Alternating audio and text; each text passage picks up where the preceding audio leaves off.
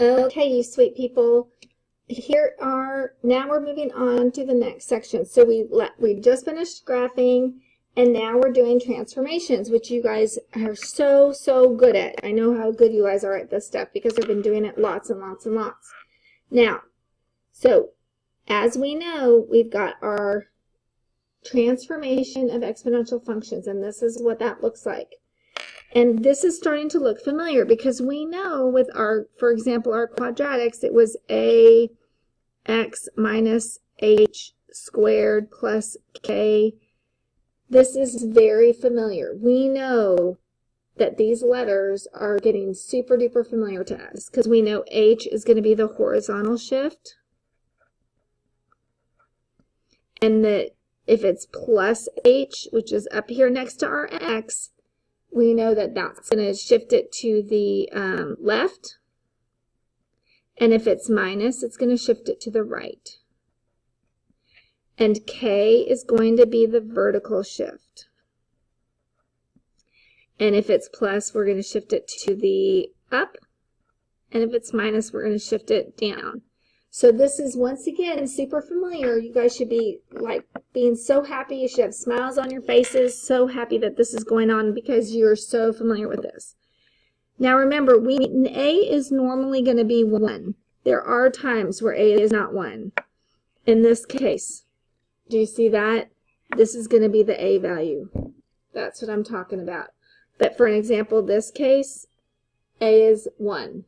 All right? So if a is negative, the function is a reflection across the x-axis. When a is bigger than 1, it's a vertical stretch. This is all super duper reviewy. When a is between 0 and 1, it's a vertical shrink or a horizontal stretch. Okay? So we do the same thing. So we're looking at this and we know, okay, look at this. The a value is 1. A is 1. The h value is 0, right? There's nothing there, changing it from left to right. And the k value is 5. So this has moved up 5 units. Are you with me? Simple as that. It's the same exact step. When the k is what makes it go up and down. Here, my a now is 2. And we do not care what the b is. This is your b value. We do know, although the b value being 1/4, we know that since that is less than 1, it's going to be a decay. In fact, what is this one? Our b value is 3. Is that going to be a growth or decay? Well, it's bigger than 1, so it's going to be a growth. So that looks like this, right? The decay looks like this. The h value is, remember, it's the opposite. So it says it's -1, but really it's going to be +1 because it's the opposite. We've learned that about h. What a big liar it is. And the k value is 0. There is no k, right? Plus 0. You with me? All right. Do these next two on your own. See if you can predict. Pause the video and then work them and see if you get the right answers. All right, so hopefully you got all this correct. My a is negative, so I know it's going to be a reflection. I went ahead and showed you the b, 4/3, is bigger than 1, so it's going to be a growth. The h is -2, right? It's the opposite, so it's going left 2. And my k, the graph is shifting up 7. All right? In here, now I wanted to kind of stop and show you. Your a value is 1/2, so that is going to be a vertical shrink. All right. All right, and so then I'm predicting that since this 5, the b value is bigger than 1, it's going to be a growth. I don't care that this is 1/2. The a value doesn't have anything to do with whether it's going up or going down. So I'm going to predict it's going this way. And then it's going to move to the right 4 and down 2. Okay, which is right 4 because it's minus and down 2. So the question actually becomes, what are we talking about, Ms. Lavelle? What is moving all around? And I'm going to show you, if you flip back to your notes on the other side, you will notice that none of these graphs had any transformations, right? None of them moved up or down or left or right. The only thing that changed was the b value. And it just kind of moved, kind of got flatter or steeper, or became a decay or a growth, depending on the b value. Okay, so what is moving is this value right here. This is what you are looking at when you're saying is moving to the left, to the right, up and down. That intercept right there. Okay, where is that going? Where is that dot going? This 0, 1 is what is moving left, right, up, and down. So let's see what that looks like. So if I flip it back over here,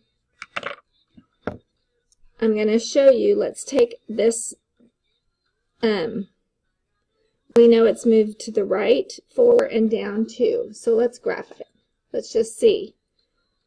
So if I go y equals clear, if I say 1/2, I'm just going to use 0.5 times 5 to the x power minus 4, or let's just do that one. If we did it without any transformations, what would that graph look like? All right, there it is. It's a growth like I predicted. Now let's see, let's add in the transformations. Let's do the exact same graph, 0.5 times 5 to the x power, but we're going to say minus 4. And then I have to get out of this exponent area and then do minus 2. And I'm predicting it's going to go right 4 and down 2. And let's see what how those compare. And so if you notice,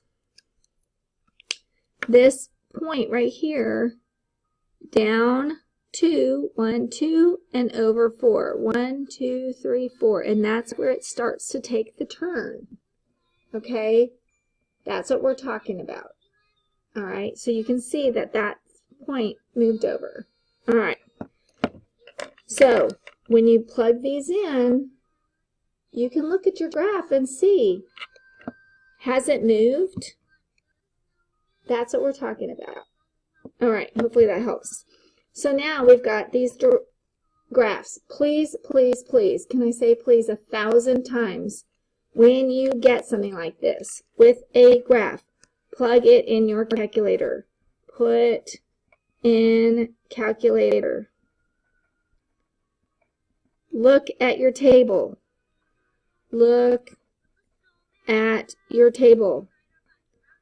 And plot your points, okay? Please, please, please. All right, so if we do this, I'm just going to clear these out, and I'm going to plug in 2 to the x minus 5, x plus 5.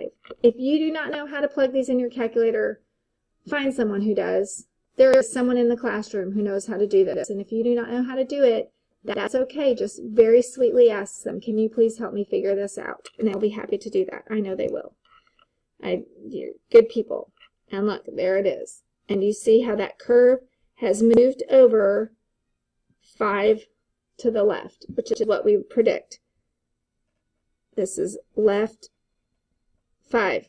Now, since that is moved to the left 5, if I were to plug in x, -2, 1, 0, 1, and 2, I'm going to get some really weird numbers.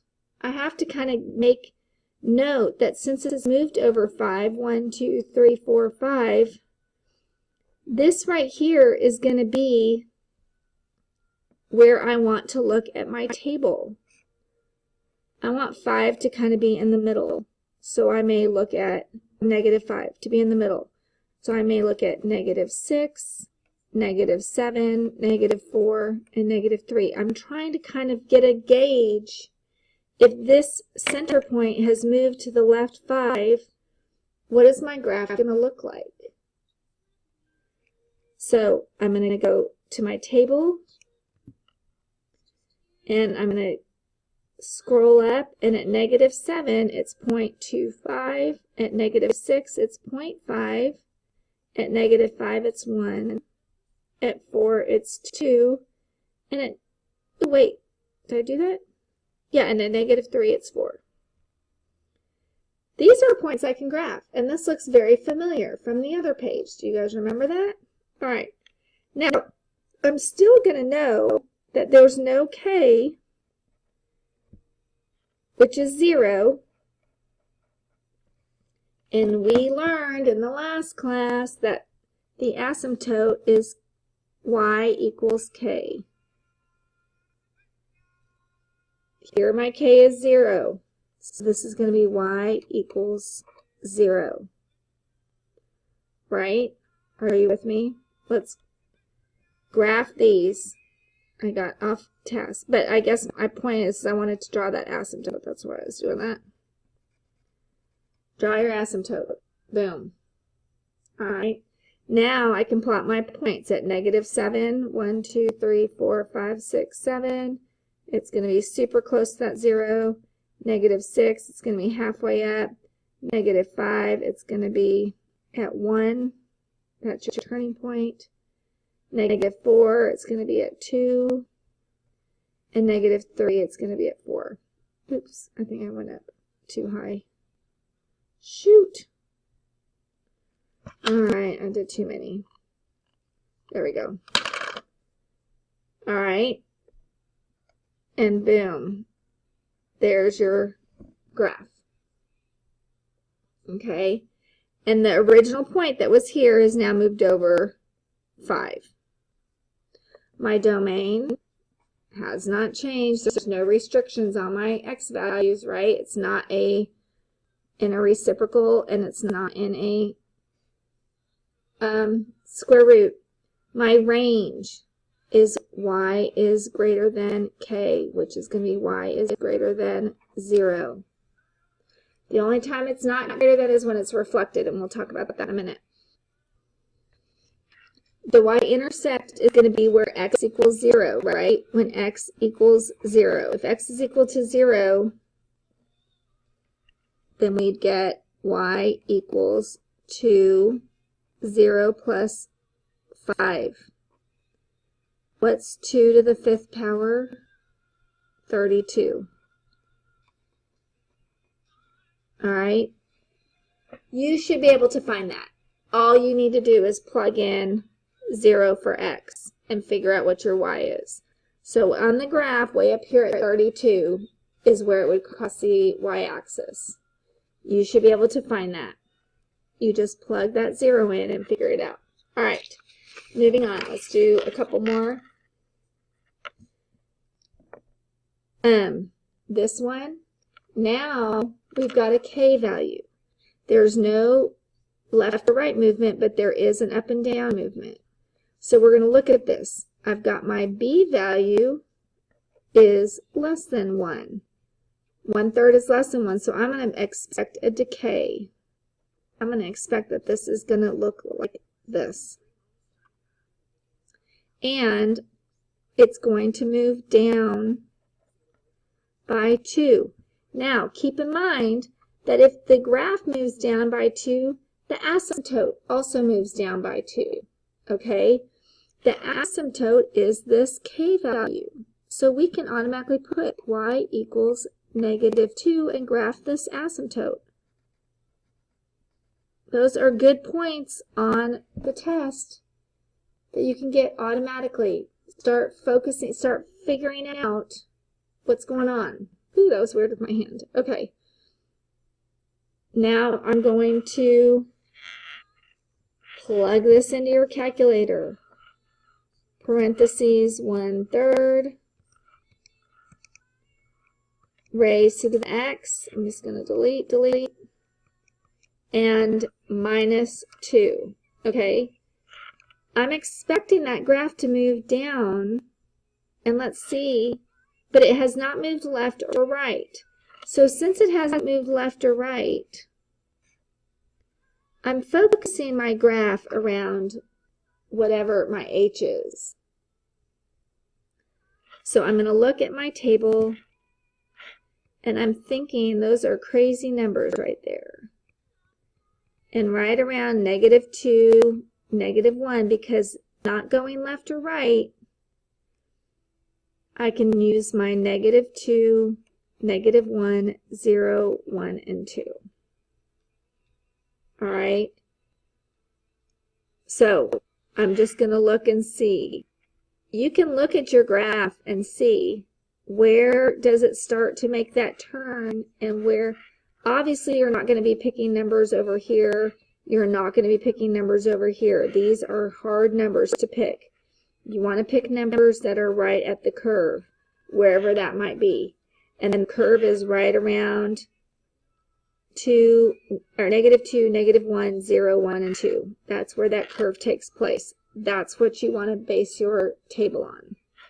So when I go back to my table, -2, 7, -1, 1, 0, -1, 1, -1.66 repeating, and 2, -1.88 repeating.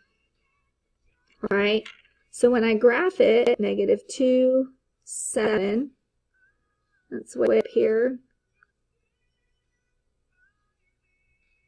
-1, 1, 0, -1, and then we start getting into these decimals where it's just getting closer and closer and closer to the asymptote. So now I can draw my graph and just have it skim right along the asymptote. Okay, now I'm going to look. Domain, no restrictions, all real numbers. Range, y is going to be bigger than, right? Bigger than my k value, -2. Y is going to be bigger than your k value. My asymptote is y equals your k value. All right, we don't worry about that. And then the y-intercept, right here where it crosses x equals 0. We learned any exponent to the 1/3 to the 0 power is going to equal 1, right? This is the same as 1 minus 2, which equals -1. Are you with me? This is 1. Any number to the 0 power is the number 1. 1 minus 2 equals -1. Right there. When x is 0, y is -1. We've graphed it right there. All right, try and pause the video and I'll show you the answers to the rest of these. See if you can do some of them by yourself without looking at the video.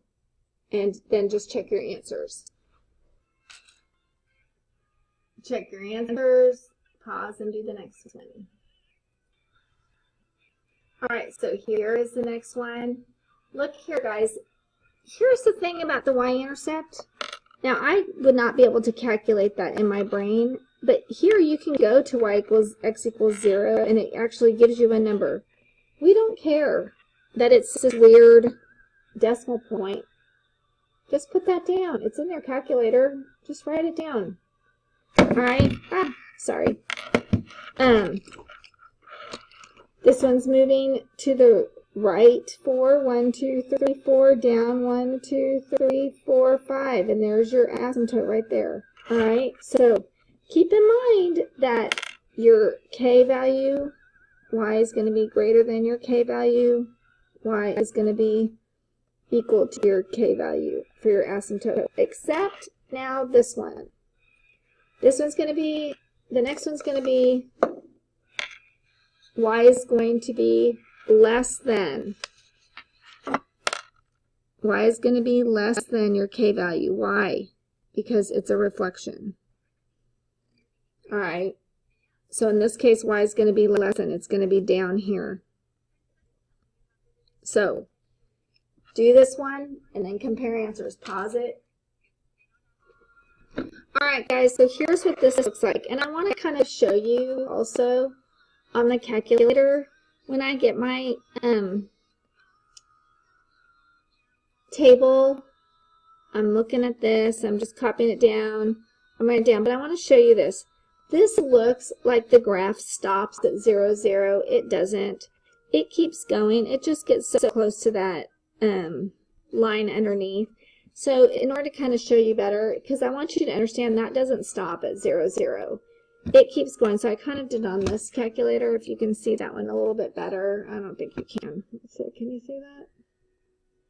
And if you can see the blue line, I don't think you can see it. But let's see. Anyway,